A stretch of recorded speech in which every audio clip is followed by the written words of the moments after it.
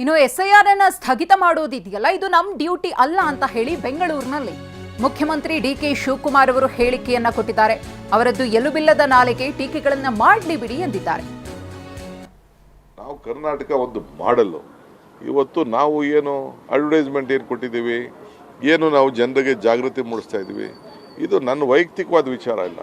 ಈ ರಾಜ್ಯದ ಒಬ್ಬ ಸರ್ಕಾರ ನಡೆಸ್ತಾ ಇರೋಂಥ ಒಬ್ಬ ಮುಖ್ಯಸ್ಥನಾಗಿ ನಾನು ಡಾಕ್ಟರ್ ಪರಮೇಶ್ವರರು, ನಮ್ಮ ಮಂತ್ರಿಗಳು, ನಮ್ಮ ಶಾಸಕರಿಗೆ ಎಲ್ಲ ಜನರಿಗೂ ಕೂಡ ನೀವು ಮತದಾನದ ಹಕ್ಕನ್ನು ಕೊಡಿಸಿ ಅಂತೇಳಿ ಫಸ್ಟ್ ಟೈಮ್ ನಾವು ಪ್ರತಿಯೊಂದು ಬೂತ್ನಲ್ಲೂ ಕೂಡ ಅವ್ರಿಗೆ ಹೆಲ್ಪ್ ಡೆಸ್ಕನ್ನು ನಾವು ಮಾಡ್ತಾ ಇದ್ದೀವಿ. ಇದಕ್ಕಿನ್ನ ಯಾವ ದೇಶದಲ್ಲಿ ಯಾವ ರಾಜ್ಯದಲ್ಲಿ ಮಾಡಿದ್ದಾರೆ? ಸೊ ನಾವು ಮಾಡಿರೋಂಥ ಕೆಲಸಕ್ಕೆ ಅವರು ಅಭಿನಂದನೆ ಸಲ್ಲಿಸಬೇಕು. ನಾನು ಎಲ್ಲ MLAಗಳಿಗೆ, ಡಿಫೀಟೆಡ್ ಕ್ಯಾಂಡಿಡೇಟ್ಗೆ, ನಮ್ಮ ಪಾರ್ಟಿಯವ್ರಿಗೆಲ್ಲ ಕರೆದು ಹೇಳಿದ್ದೀನಿ, ಹುಷಾರಪ್ಪ, ನಿಮ್ಮ ಮತದ ಹಕ್ಕು ದೊಡ್ಡ ಸಂಚು ನಡೀತಾ ಇದೆ ಬೇರೆ ರಾಜ್ಯದಲ್ಲಿರೋ ಥರ, ನೀವು ಹುಷಾರಾಗಿರಿ ಅಂತ ನಾನು ಹೇಳಿದ್ದೇನೆ. ತಪ್ಪೇನಿದೆ?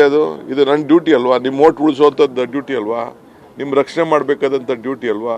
ನಿಮಗೇನು ನಾವು ಸರ್ಕಾರದ ಸೌಲಭ್ಯಗಳನ್ನು ಕೊಡ್ತಾ ಇದ್ದೀವಿ, ಬಡವ್ರಿಗೆ ಅದನ್ನೆಲ್ಲ ಕೊಡಬೇಕಾದ ನಮ್ಮ ಡ್ಯೂಟಿ ಅಲ್ವಾ? ಇದ್ರ ಬಗ್ಗೆ ನಮ್ಮ ಆಲೋಚನೆ ಇದೆ. ಪಾಪ ಅವ್ರು ರಾಜಕಾರಣ ಮಾಡ್ತವ್ರೆ, ರಾಜಕಾರಣ ಮಾಡೋರಿಗೆ ಬೇಡನಕ್ಕಾಗ್ತದ?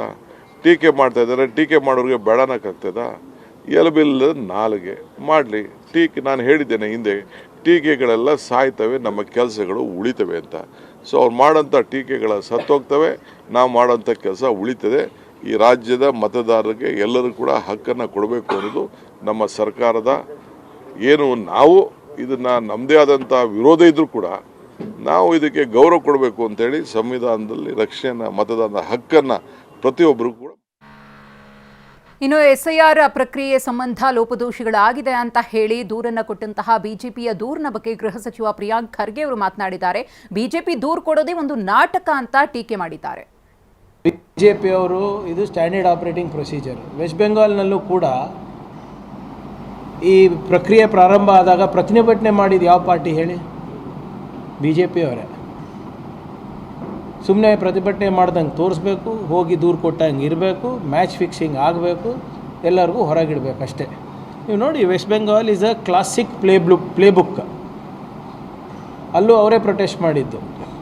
ಈಗ ನೀವೇ ಹೇಳಿ, ಕ್ಯಾಬಿನೆಟ್ನಲ್ಲಿ ಒಂದು 12 ತೀರ್ಮಾನಗಳಾಗಿದೆ.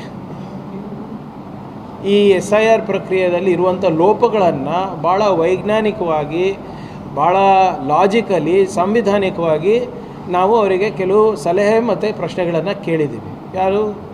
ಕರ್ನಾಟಕ ರಾಜ್ಯ ಸರ್ಕಾರ. ನಾನು ವೈಯಕ್ತಿಕವಾಗಲ್ಲ. ಅದನ್ನು ನಾವು ಹೋಗಿ ಅವರಿಗೆ ಕೊಡಬೇಕು ಅಂದರೆ ನಮಗೆ ಟೈಮ್ ಕೊಡಲ್ಲ.